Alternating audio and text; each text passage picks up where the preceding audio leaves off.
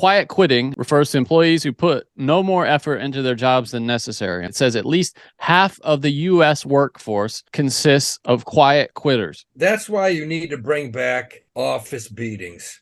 I mean, that'd be like, hey, Jimmy, we've given you 2 months to meet your quota. You really haven't done dick. Look, it's not going to be, it's going to be a quick 10 minutes. Come on, let's go. 3 guys just toss them a beating and give them a little motivation. Hey, we got to get back to that shit.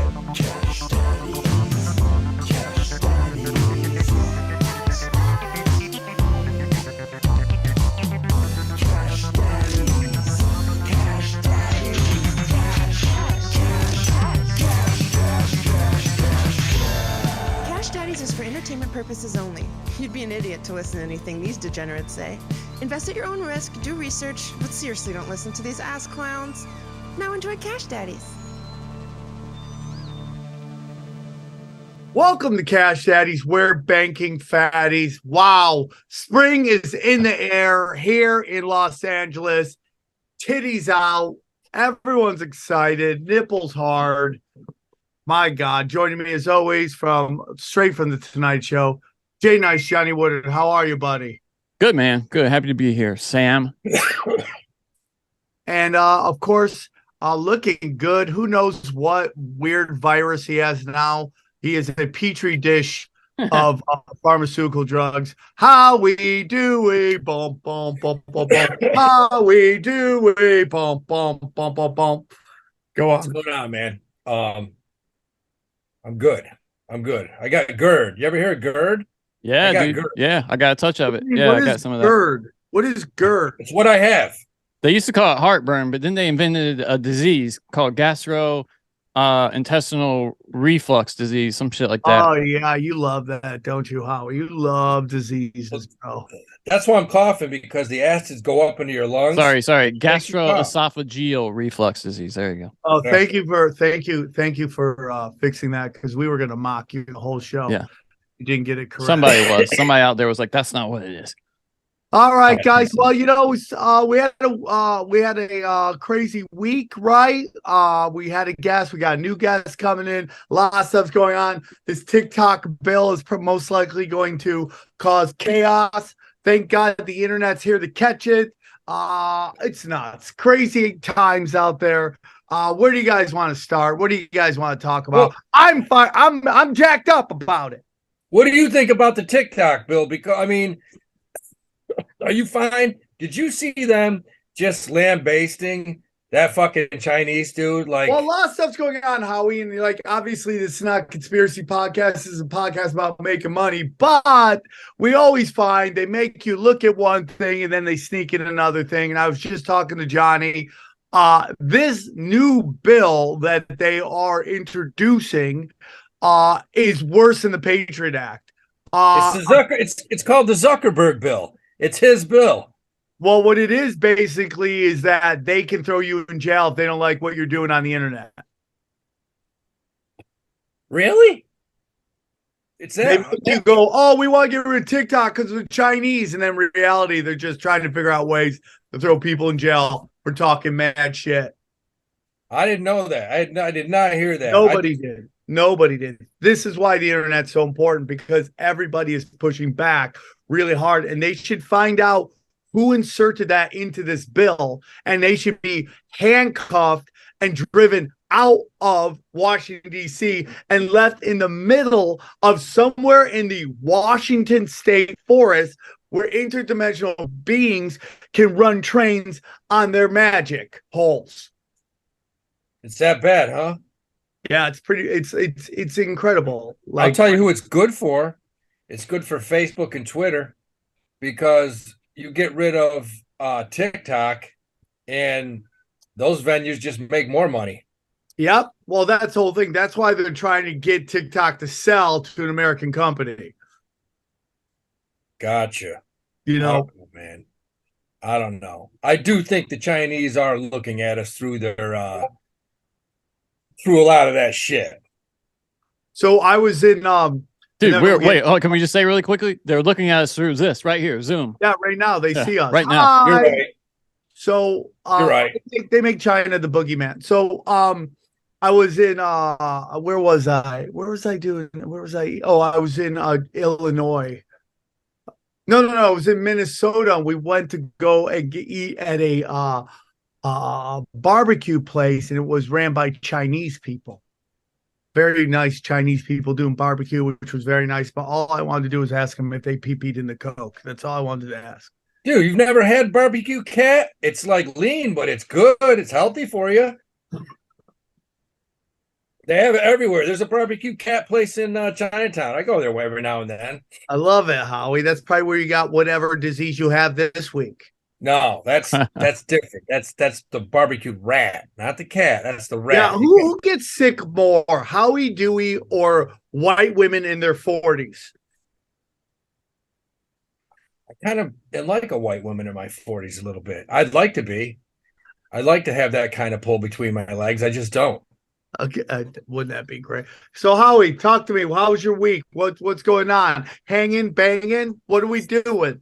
It's a wild week, man, because like it's look, it's the first time in I think 20 something years where I've talked, I'm reaching out to my people, I'm listening to analysts, I'm talking to a ton of different people.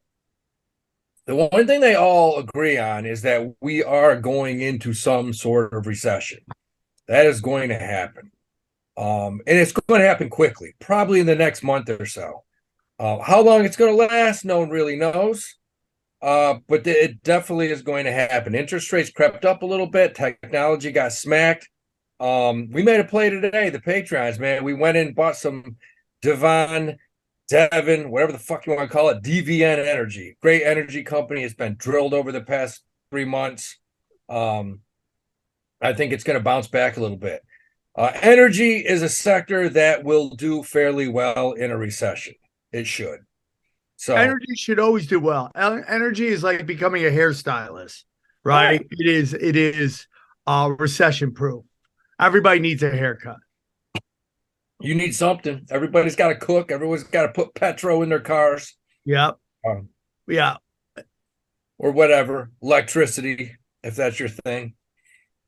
I think that's everybody's thing. Whose thing isn't electricity? The Amish?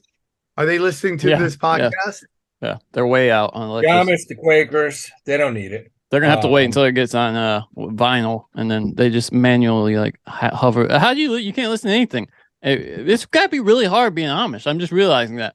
That's a tough life, dude. Well, it's not hard being Amish because you don't know what you're missing out on. No, they do, though. They get to see people driving cars up and down the road. They get to hear music coming out of their cars. It's got to be even more tempting. Don't they have that day of dick downs where they get to go out and just get weird? Rum Springer or whatever? Yeah, I love that. Isn't that a great concept? It's a day of dick downs? Yeah, they just go out, they hook up with black guys, and then they come back. Oh my God! Actually, they don't come back. That's the one thing they don't come back from. What's that? The poor guy they hook up with? It's like, holy shit, guys! Listen, man. Have you ever gone down on a girl and it's just a rug? Have you ever seen that in your life? I didn't know. That's the one. That's the one they never come back from. They're like, what happened to Becky? She got fucked by a black guy. She's gone. Yeah. You know, that's the one thing that every father is she allowed back. Are they the village elders? Oh, they'd love to have them back. They just never come back after that. The next time they see them, they're driving like an Escalade with braids in their hair. Amish are like, we need to get some color in this community. Damn, dude. I do not think can't win any basketball games. Becky rides that horse a lot better than she used to. There's no pain. She just fucking flows. She rides that horse. She gets that thing going 30, 40 miles an hour now. Doesn't even complain. That's her new job. So, a lot of things are going on in the world. We're not going to get too much into it, but, there's a lot of smoke strings going on because there's interesting stuff happening. And one thing is, I'd love to hear Howie's opinion on this, is what does the economic deal between Russia and China due to the petrodollar? Howie?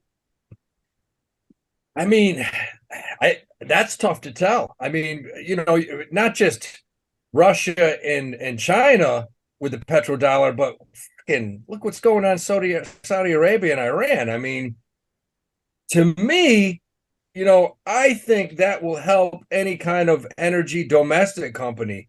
Companies not involved with them. It's got to help companies like Chevron, I would think. I would think, in the long term. But you know, are you worried about what this means for the petrodollar and what that means for the U.S. economy? I don't think it's going to have a huge impact, Sam. I really don't. Johnny, thoughts? I think this is just another thing. Russia's a third world country. Yeah, I'm not worried. I'm still not worried about Russia. It's China that concerns me. But I think China, we're just too deeply integrated with them economically for them to ever. I think, like you always say, Sam, China is. They want us to be afraid of China, but there's really, it's just a boogeyman. There's not much there. They have. I mean, right. They could. I mean, don't get me wrong. Their military, I think, can definitely cause us problems, but they have no incentive to, because it would just. I mean, it would tank both our economies. Right, I'm with you on that. But what does all of these countries somewhat agreeing to sell their oil in the, what is it, the yen and the yuan? Why does Chinese money named after Mexicans? I don't know. It's a weird name. The Wong. The Yuan? Yeah. But I don't think it's a lot of Jesus, I mean, not available? I mean, look, you know, where's China get all of their energy from? I mean, look, what it all comes down to, you know, what would worry me more is like, okay, shit, we got real problems with Saudi Arabia now. That's a problem because, I mean, what's that? What they produce? What? So half the fucking world's oil or whatever it is. It's ridiculous. So that would be more of a short-term problem.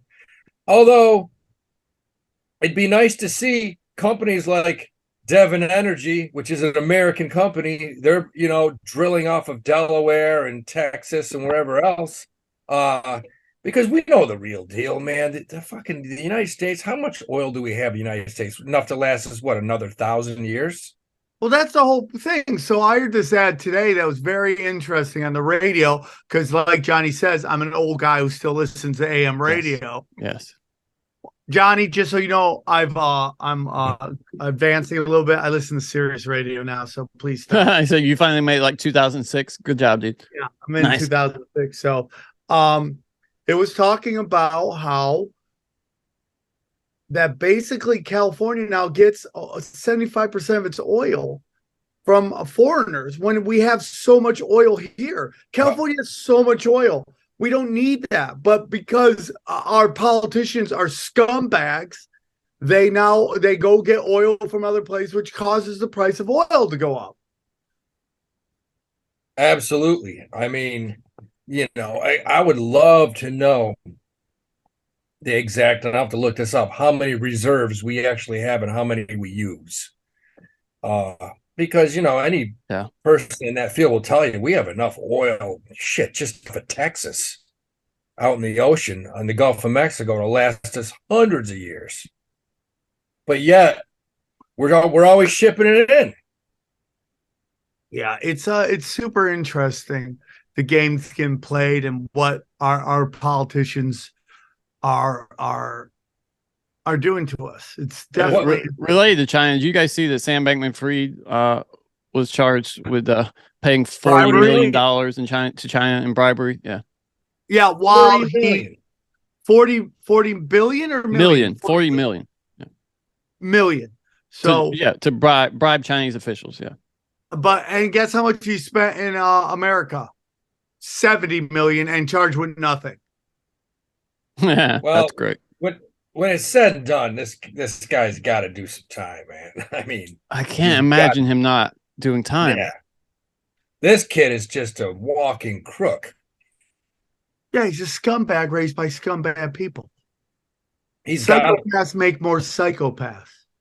On the other hand, what's going on with Binance, Johnny? And overseas, I mean, it's absolutely screwed. I don't know about the U.S. version. The U.S. version is not. I mean, let's see. Bitcoin sure took a tank right after it. The only thing I see is that U.S. regulators are targeting Binance now, but that's. And then now, if you're talking about the UK version, they've suspended deposits in the UK. but that was like 2 weeks ago. They're never going to allow crypto. You have that Yemen lady who runs the IMF or the WBO. Oh, she sucks. And she's literally came out going, if we don't control crypto, we will lose our power. And this is what they're doing. They're creating these things, crashing them. They're going after crypto controls, even though they've allowed other ones that they've worked with to crash and burn just so people beg for legislation. This is all being done on purpose. Everything's being done on purpose. None of it is naturally happening. I'm sorry. It's all bullshit. And now you got something I talked about on one of my other podcasts. Now you got First National buying out Silicon Valley Bank, which is what we said their whole plan was, for these bigger banks to buy up all these regional banks. Tank these banks so they got to come in, you scoop them up at pennies on the dollar.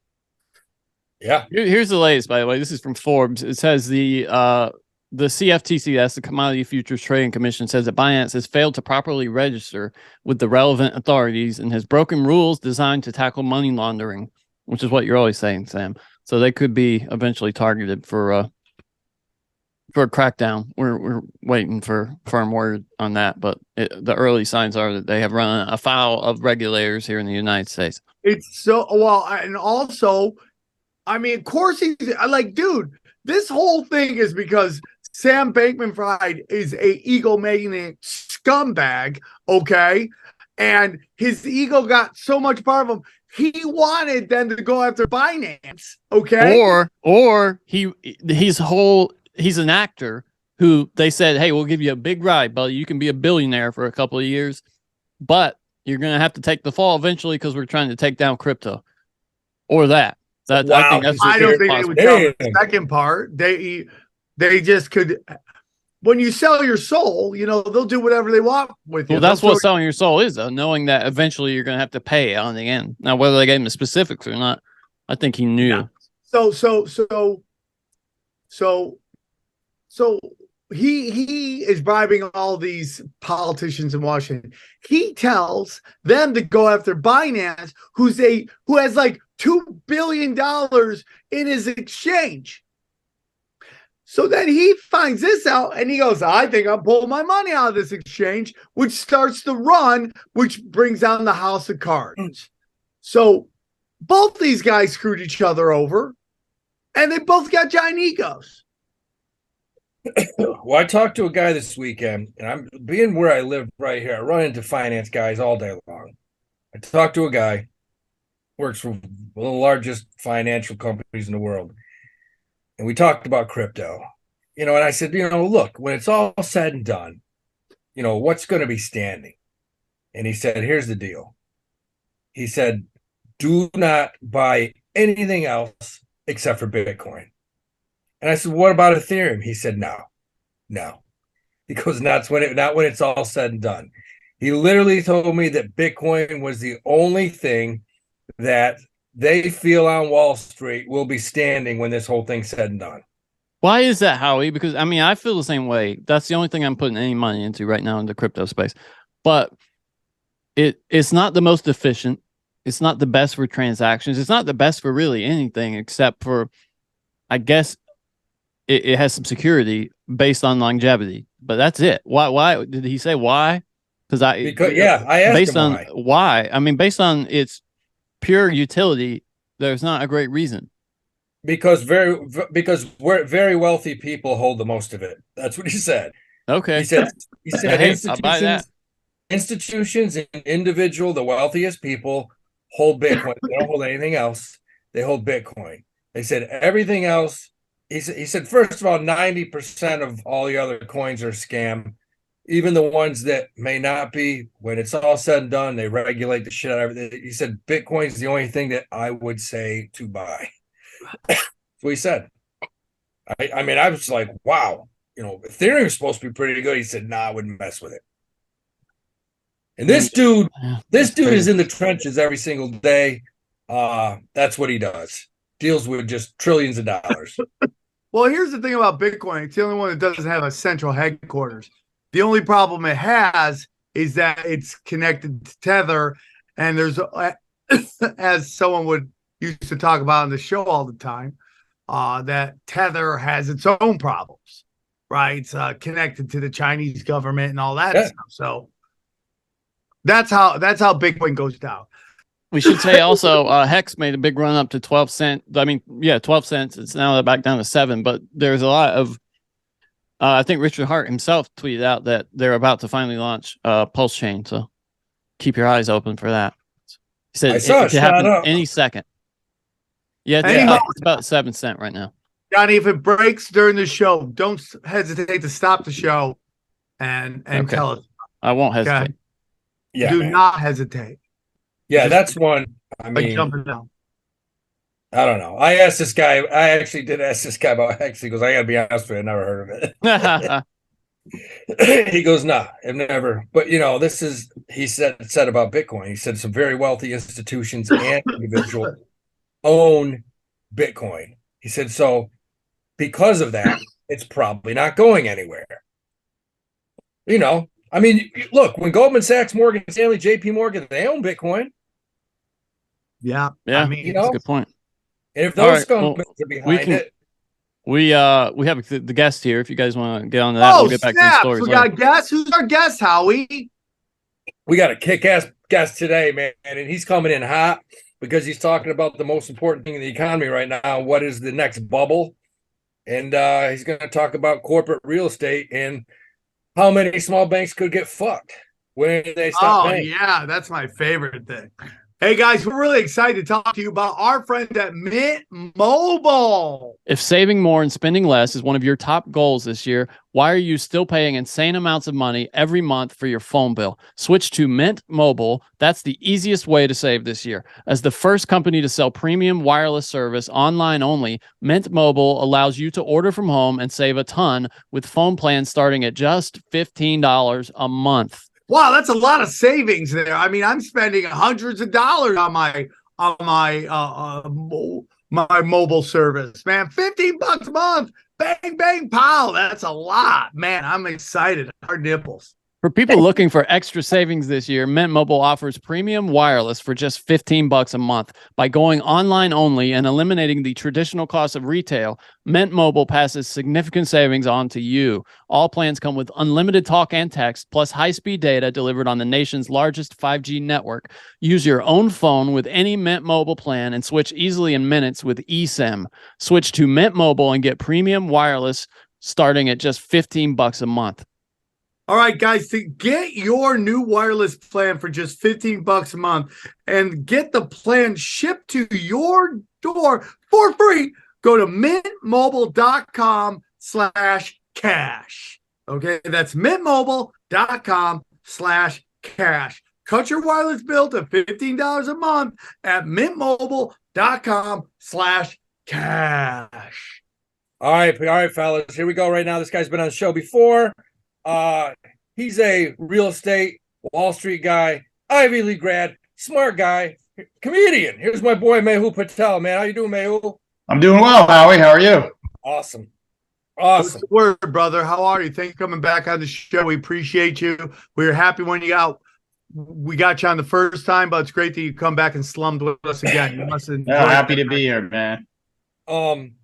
Yeah, I got you on the show, and this is perfect timing, because anybody who's listening right now, all you've heard over the past week is, I don't care if it's Fox Business, CNBC, any kind of financial news network is talking about the next bubble.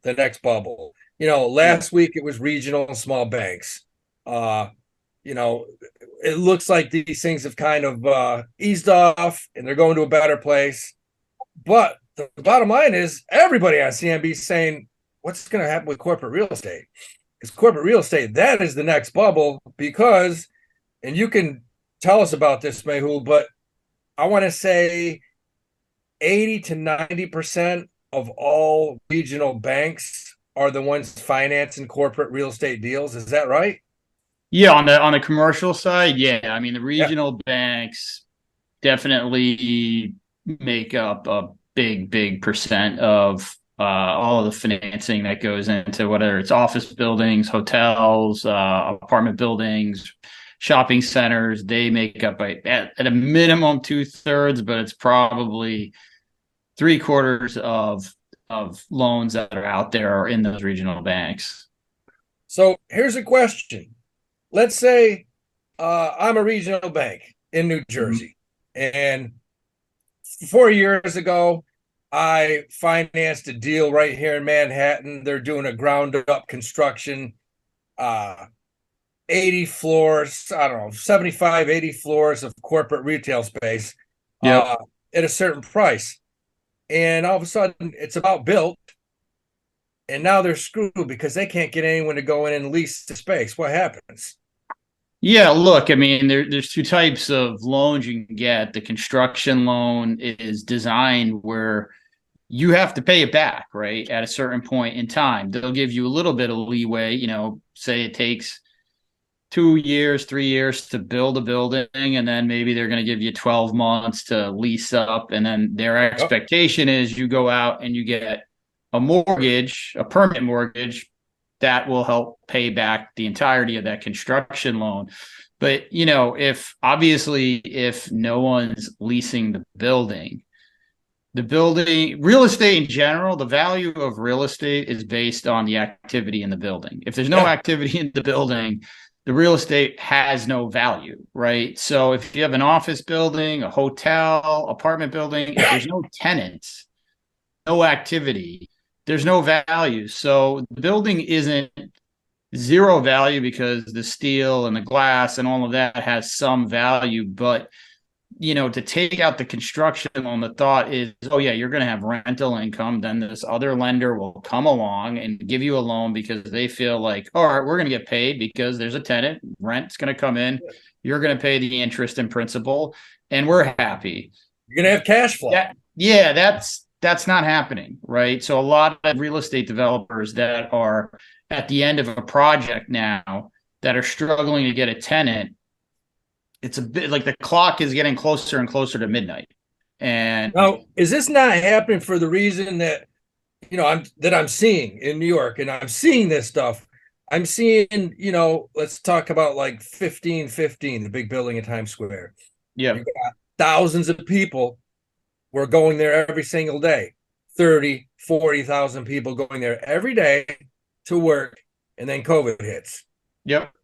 So for the next 2 years, they work at home, and now they're not going back. Yep. And it's every company. They're not going back into these buildings. Well, that's a little bit of a different situation, right? So 1515 Broadway, that's already built, right? That's already built. It's got tenants. Some of those tenants have 7-year leases, 8-year leases, 5-year leases. So the clock is ticking on those leases, right? So if, let's say you have an average of 7 years of lease length in that building, you might be able to ride out this storm, right? But if you're a landlord that has a big lease and there's only a year left, and you know you have to pay your loan in a year and a half, what's going to happen? That lease may not renew, so you have nobody. And if you're fortunate, they renew and it's at a lower rent rate, which means you're going to get less money in the refinancing. Your building is just worth a lot less than you expected. You may not even have enough money to pay back your in-place loan. So I think with the commercial space, particularly office, a lot of it has to do with how much term do you have left on those tenants? Or do they got 4 years, 3 years, 7 years? How much time is left? But on newer product, obviously stuff that's just being built, there is no tenant in some instances, right? So that can be pretty scary for a real estate developer. So how could these smaller banks get hurt more? How could they continue to get hurt more? Yeah. Well, because a lot of these analysts are talking about today, look, it's starting to look like we are going to probably go into a recession here soon. Yeah. And this corporate real estate problem, that's just adding fuel to the fire. That's what it sounds like. Yeah, I mean, look, for these regional banks, if they can't get loans paid back, I mean, that's a huge problem. Obviously, that's their business, is collecting on that, right? So what'll happen is, let's say I had a loan and, I'm just like, hey, I did everything I could. I can't get a tenant in here. I can't get another loan to take out you guys. What'll happen is, it's quote unquote, the developer or the landlord will throw back the keys. And the problem the lender has is, now they've foreclosed, they own a property. Banks are not property owners. They're not good at running property. So you have that problem, but your loan still isn't paid back. I mean, so you still have that burning hole in your balance sheet. Like, it still had that 50 million, 20 million, whatever, $10 million loan still hasn't gotten paid back. So the best you can do is foreclose. Let's say the loan was for 15 million, and you go out to the open market and you're just like, all right, let's just sell it for 10. We'll take a $5 million loss. Let's get what we can. You saw a lot of that happen in 2008. That's called distressed debt. You think a bunch of this could happen at the same time? It could. Yeah. I mean, look, just in the office space, 2024 has, I believe, $20 billion of loans maturing just in the CMBS space. That's not even including the regional banks. So yeah, it could. I mean, loans are maturing every month. And so we're going to start to see this cascade at pretty soon, because there's no bridge loans anymore. It's all kind of stopping right now. And that's why you're seeing the headlines right now. That's why people are pointing towards the commercial real estate market as being the next part of this. The regional banks wobbled, right? And now within that wobbling, they have the issue of these loans that are coming due. Are they going to get paid back or not? And I actually think that's a little bit more of a problem than what you saw at Silicon Valley Bank and First Republic and Signature. Yeah, they're saying this could be 10 times worse. Yeah. Let me ask you something. Let me ask something real quick. So I'm a conspiracy theorist. I love conspiracies because I'm right all the time. But there's been a giant belief that this whole COVID thing, we don't want to get into too much of that weeds, but that basically where there's moratorium on rent, really put landlords in awful places. That they weren't having income coming in like you're talking about, and they were going to have to either default on their mortgage or sell their houses, and these giant investment banks could come in and buy at a very, very cheap rate. Do you think that's also happened in the commercial property area where basically Zoom and all this stuff, this pandemic changed the way we operated? People don't necessarily want to have to go into the office anymore, which I think does a lot of damage to communities. Yeah, I agree. And meeting with people and having connection and working together for a goal. And it's caused these places to want to have to sell their property at penny, like you're kind of talking, at giant losses, and allowing these big companies who get bailed out by the Federal Reserve all the time to cover up any of their losses. It's so unfair, the system they have right now. But do you think this might been done on purpose?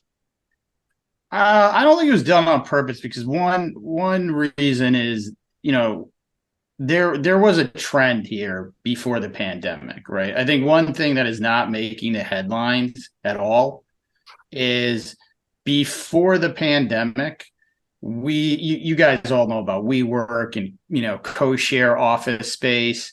That trend was what was underpinning a lot of the office leasing in major cities, right? If you pulled out WeWork and all the co-share leasing that was happening in some markets, there was what they call negative absorption, which means more leases were coming off and not being rented. So more space was being put on the market. What underpinned that, what made that not as bad, was all of this co-share office. That was a bubble. It's been, that business model has been around a long time, and it it's not that great of a business model. So not a lot of people were in real estate were surprised that bubble burst. So you had that already. That was, WeWork was falling apart probably in 2018, 2019. We saw that, just like the threads coming off of that thing. So the office market, to me, had some problems before the pandemic. It just got ignored. Right. I think a lot of people just were like, yeah, let's just keep building. Let's keep building. And when you keep interest rates that low for that long, all it does is encourage excess supply because it's cheap to build. It's cheap to finance. Everyone agrees that interest rates were just too low. I mean, they kept them too low for too long. And it was just a full-on 100% sugar diet. That's what happened. And this is the crash when you come off of that sugar diet.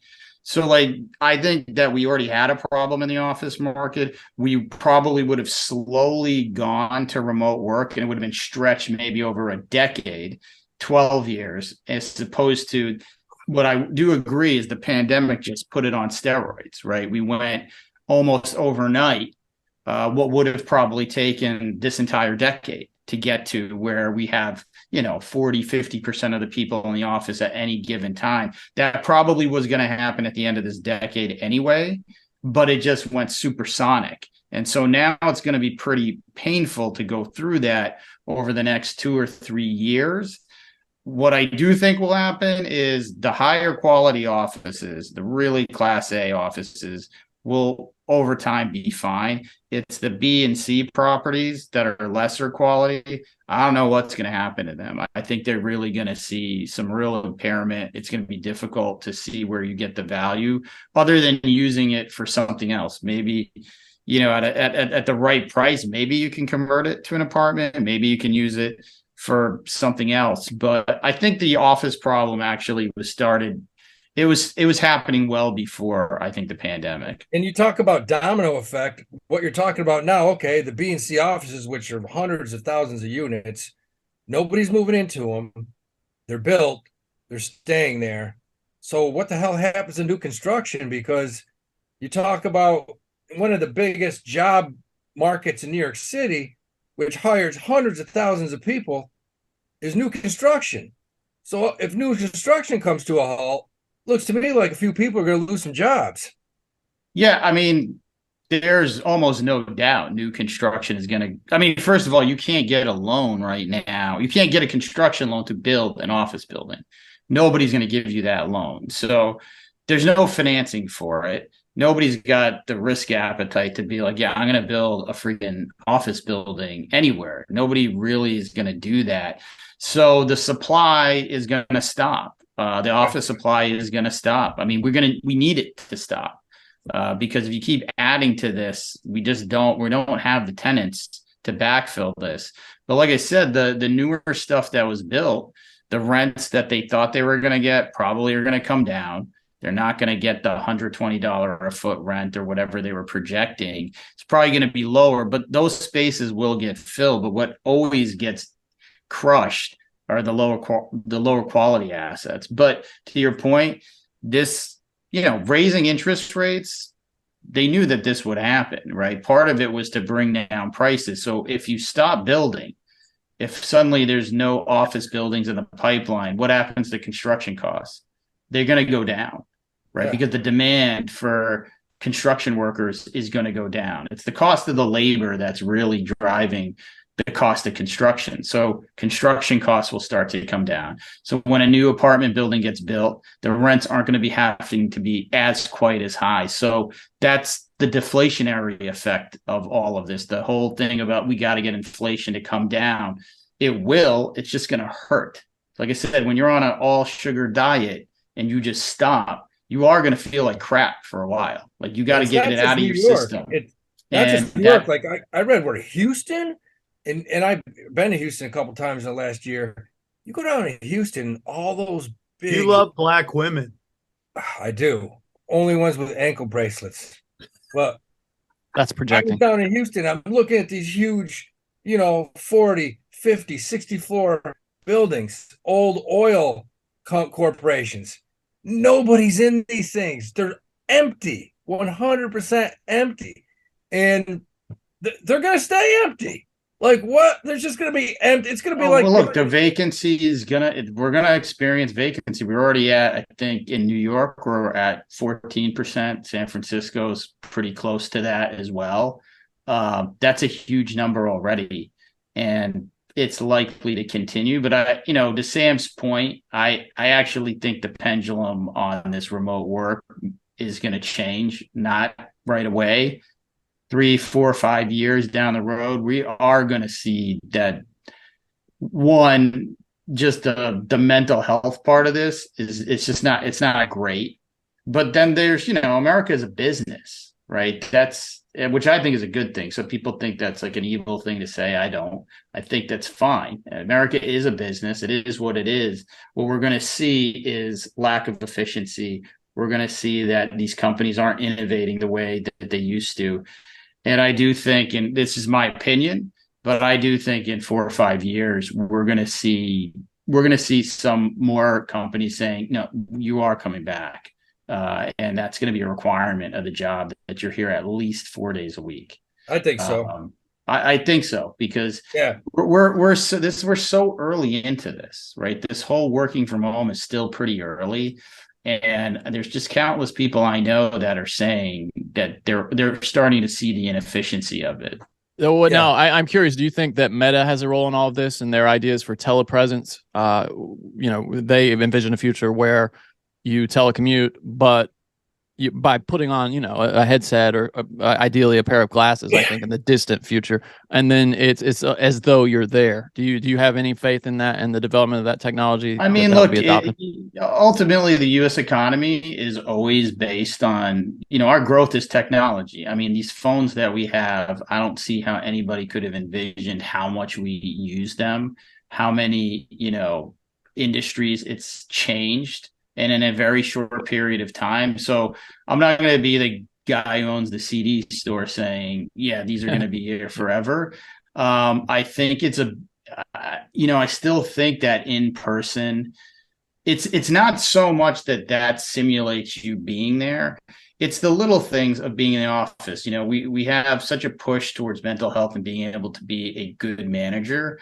I don't see how you can be a good manager of somebody like Howie unless you see him every day. Well, right? A good manager wouldn't represent Howie or hire Howie. Like you, unless you see someone every day, you can't tell if they're having a bad day because everything looks the same to you, right? You have nothing to compare what Howie looks like on a good day, which he doesn't have that many, but when he does, what it looks like. So I just think from just a managing people standpoint, you could try to make meetings virtual. I think that helps with if you have companies that are cross-border, they're in another country, that might simulate that. But I think actually being with your coworkers 6, 7, 8, 9 hours a day, I think it matters because one thing that I think we're losing, honestly, is, when I used to go to the office all the time, I didn't like all of my coworkers. There's some coworkers that I disagreed with on everything from sports, politics, music, the way they dressed, everything. But I did think, professionally speaking, they knew what they were doing. I could work with them, and I was able to find a way to work with somebody that I had nothing in common with.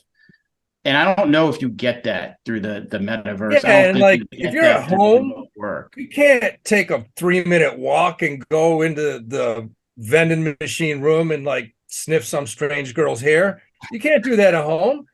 Well, now you're defending staying at home now, Howie. Come on.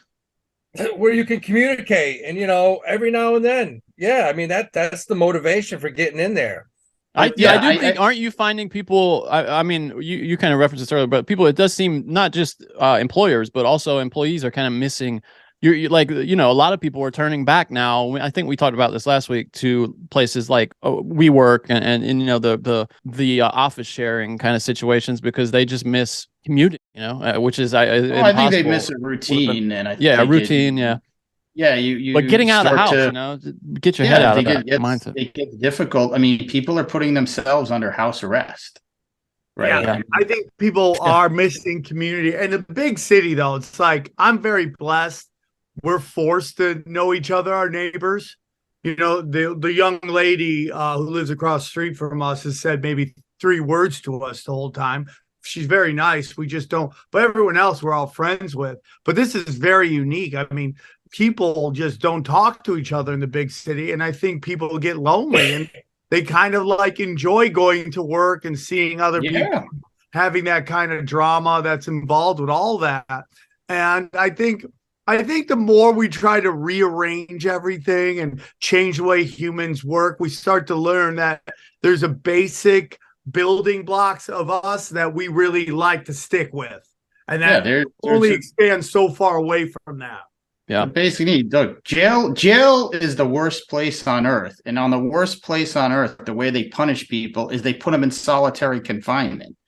Right. I mean, because it's even worse than jail. And so I just think that, you know, isolation is not great. And I think for somebody who's younger, I grew up very middle class. So when I came to New York, I didn't really have much of a professional Rolodex. And that Rolodex and network was built by going to the office. I mean, I just wouldn't have developed those relationships otherwise. There's just no way I would have developed those. And that's kind of how you move your career. You get another job, you learn about another opportunity, is, you know, being around those people. So I do think to your point, Sam, that this pendulum has really gone extreme. I do think over time it'll come back, but do I think it's going to entirely solve this office issue? No, I don't. There's going to be some real pain that's felt in the next 2 to 3 years. The values they're just going to drop pretty significantly in a lot of these office sectors, clearly in cities, but even certain suburban office product is going to really struggle as well. What do you think about the fact that now they're talking about turning some of these commercial properties into residential properties? Look, you know, I mean, it can be done, but there's just also physical limitations of what you can do, right? You know, just imagine a very big square. If these are the windows, I mean, how deep are your living rooms going to be? How deep are your bedrooms going to be? Like you want some light and air, right? So there's just physical constraints. Not every building, I mean, they were purpose built for office. They weren't. That's what you're saying. There was no intention for them to be converted, you know, and then every city has a different rule of thumb where it's like, you know, most cities, you have to have windows that open. Yep. And so, you know, where are your cost savings going to be? You have to essentially get the building for so cheap that you're almost buying it for what the land would have traded for. So I think you can do it in some cases, but I don't think we want to go back to, you know, what New York looked like in the 19th century, where, you know, the housing was horrible, where, you know, you have, you know, immigrants coming over from Europe living in really tough conditions. I mean, a lot of these laws are in place because, you know, you can't have a bedroom that doesn't have a window, right? You can't have a living room that doesn't have a window. You can't have a windowless apartment. It's illegal. That's the problem in Houston. They wanted to convert these large corporate offices to residential. And the engineers went in there and said, it's not possible under any situation because of the windows. You know, some you can, but it's difficult and it's expensive. You know, I mean, One Wall Street is a perfect example. That was the Bank of New York building. It was their headquarters, beautiful old school building on, you know, Wall Street and Broadway. They just converted it to super luxury condos, but those condos cost over $2,000 a foot because the cost to do this was so expensive. So even if you can convert it, who's buying, right? 1,000 square foot apartments, $2 million. I mean, how many people can afford that? So like, yeah, even if you can convert it, the cost is so high. I mean, I just don't know how many people are going to be able to afford the final product anyway, even if it's physically possible. Yeah. Do you see New York City bouncing back? I mean, and this is from a long view of what's going on in the city. You hear it, it's not the same. LA is bounced back in a weird way. It's not the same kind of artist town that it was. All the outlaws are gone. All that's left are rich kids who try to act like outlaws and don't know what the fuck they're doing because their feelings get hurt all the time. They're trying to live. Not everybody's built for the outlaw life. They're trying, but they're not built for it. Outlaws are outlaws, and nerd dorks need to shut the fuck up. But the point is this: do you think that New York City is going to bounce back, or will it take a while to get to what it was pre? I've been in New York 25 years, so I love this city. But if I'm being honest, it's going to take time. I mean, it really is. I think at some point, we have a tax issue here. It's just the cost of living here is incredibly high. And a lot of that has to do with the tax situation. And we're losing, important businesses because of that. I mean, I think the anchors that I don't think are going to leave New York is, media, law, and finance. I think those pillars will always be here. So you have sort of, where the floor is. I don't think we would dip below that floor, but we're coming down to it. And I do think it is going to take some time. I mean, I think what's going to have to happen is, what you were just talking about, converting offices to residential.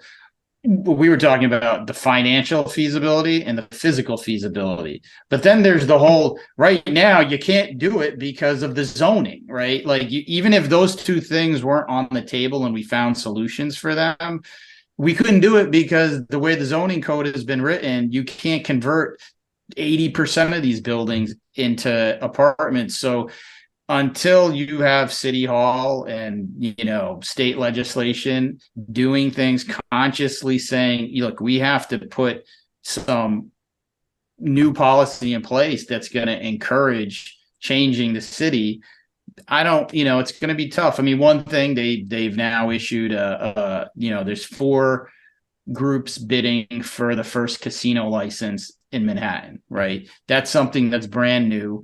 The locations are very interesting locations that I think will help those neighborhoods. One's in Times Square, one's in Hudson Yards, one's on the East Side, one's out in Coney Island. One of those groups will get it. That's a big catalyst.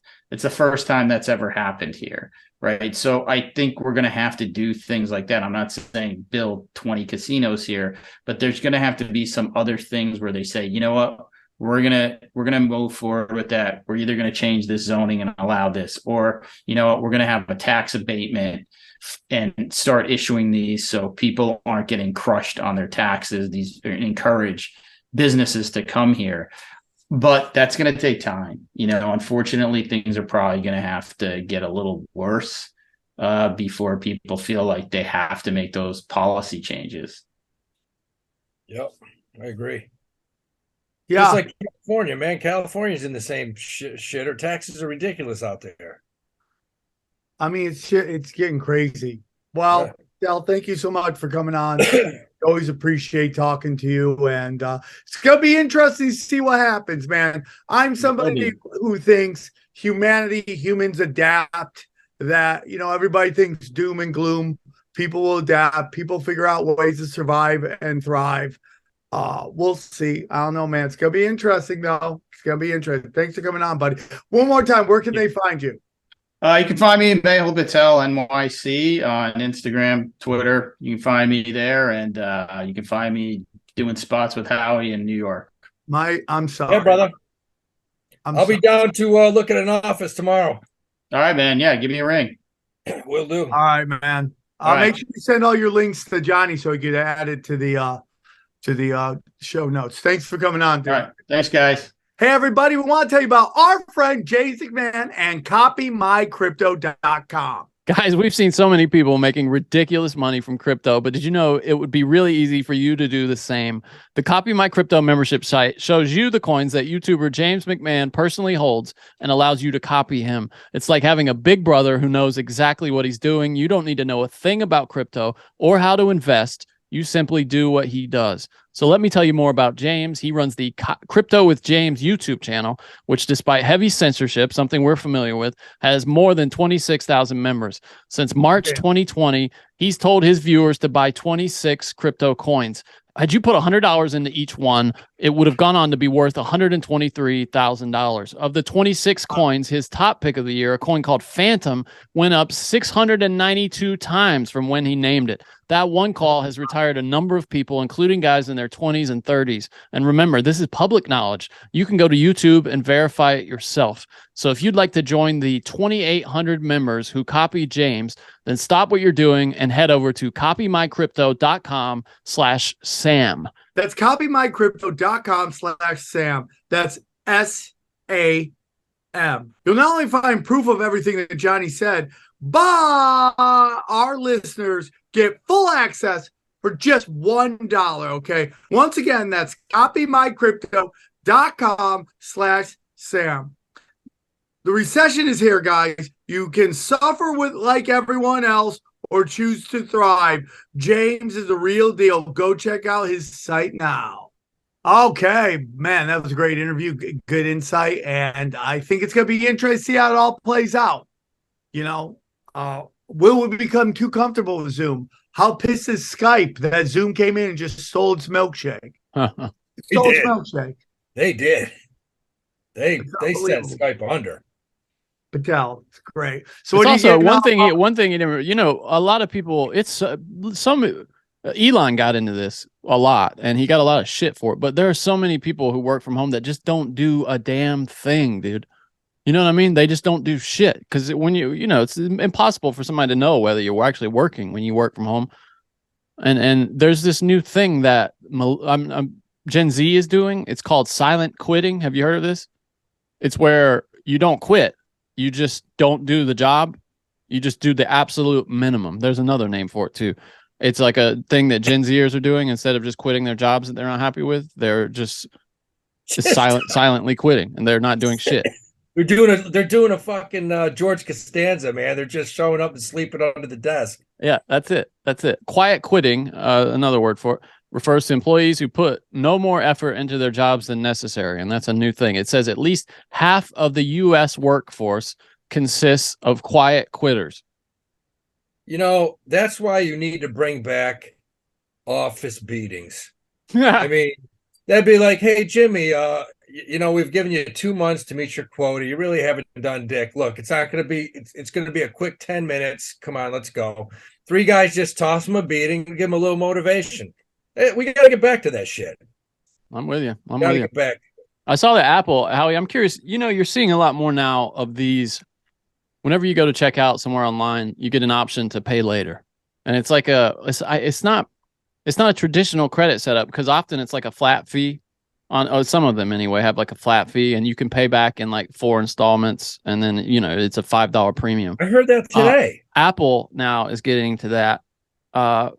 That was the big news today, and I'm just going to read the lead here. Apple is with no interest. Yeah, officially getting into the buy now, pay later game with the introduction of its new Apple Pay Later program.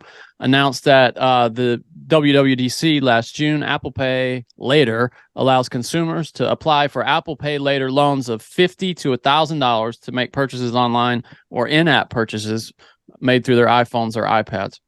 And yeah, it's flexible payment options. They can pay back, you know, choose the number of installments. Consumers who use Apple Pay Later will see their purchases split into 4 payments across 6 weeks. Can you imagine, like, going out with the chick for the first time, bringing her to a fucking 5-star restaurant? You order a bottle of wine. You know, the bill between you and this girl's like $730. And she's like, yeah, you want me to chip in? No, man, I only got to put down 87 tonight. I got 6 months to pay the rest of this fucking dinner off. Don't worry, babe. I got this. That's exactly what's going to happen. Well, it's got it. Yeah, it's just going to lead to bad financial decisions, don't you think? Can we get that $500 bottle of wine? Are you sure? Yeah, I'm going to pay it off by next February. The only thing, and here I'm just going to read this. Though there are no fees and interest, users will, however, need to connect a debit card to your Apple Wallet to use Apple Pay Later to repay the loan. If you don't have enough cash in your bank account at the time of repayment, you might be assessed a fee by your bank, is what they're saying. Apple says their users' credit will not take a hit when they apply for an Apple Pay Later loan, so it's not a hard credit check, since the service only does a soft credit check. So there you go. Wow. Interesting. What are you doing? Well, I'm going to South Africa next week. That's kind of expensive. Yeah, I got a year to pay it off. Don't worry. It's just going to make some bad decisions, right? Yeah, I don't like the sound. That's going to put a lot of people under. You know, I mean, you give some 23-year-old kid right out of college, he moves to New York. One bad night can set him back a year. Believe me. All it takes is one bad night in Bangkok. One bad night in Bangkok makes a hard man crumble. Are you going to be able to pay for hookers on discount? That's a good question, because still paying off this BJ 3 months later. No, for real, you can, because you can go online in New York. You can get an escort for $750, and they take MasterCard and Visa. So you could be like, oh, this is a great deal, man. I had fucking Alexis last night for 3 hours, and it only cost me a down payment of $120. You know, I got 6 months to pay the rest of that ass off. That's funny. That's funny. This is not going to go well. Last thing I just wanted to hit really quickly is that Disney has started rolling out those layoffs, those 7,000 layoffs, and apparently Bob Iger sent out this email that was pretty harsh to employees, and they so Disney slashing. That's why you bring a bulldog like that back, though, right? To just knock people on the head, get them out of the clean shop. Make it tighter. That's exactly what they did. Here's what's going to happen. He's going to jump on the sword. He's going to take he's going to do all the mean things that the company needs done. And then he'll quit, and they'll send him off with a lot of cash. So he gets all the negative. He's a sin eater. He's a sin eater. You eat all the sins. And then that stock's going to go through the roof, because, you know, he'll be the bad guy, but the stock's going to go up. Same thing with Amazon. How many people? Amazon lays off like 5,000 every 2 weeks now. It's amazing. Yeah. What is it? Is it just they just all hired too many people during the pandemic? Is that what's going on? I think so. A lot of it. A lot of it's mid-management, though, upper management. I think you might see a lot more of that over the next 3 to 6 months. Well, those are. It seems like a lot of these modern companies have way too many people in management. Yeah. Doesn't it? Yes, they do. Why is that? Is it just that why they kept promoting too many people, or what? Why do you think that is? Absolutely. I mean, I mean, there's certain divisions that you know, this division is supposed to do this, and after 6 months they haven't done shit. So they're like, we can cut this out, save $1 million here, $1 million here. Next thing you know, you lay off 5,000 upper middle management, you just saved the company $1 billion. And that's what's going on right now. I mean, a lot of these companies are Facebook, Amazon, and Google, and you see the stock prices going up. They're saving. You saw it with Twitter too. I mean, Elon, God, he slashed and burned that damn operation, and there still seems to work. I turn it on, it works every time. Yeah. Anyway, you got anything else, Howie? The only thing I'll say, home prices are starting to fall.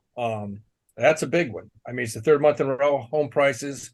And it's crazy. They actually fell a lot more where you guys are out west than the east. So really? Home prices in California, San Francisco, Texas, they're really falling. Probably a good time to buy a house. Is it really? It's crazy. Even with the interest rates where they are?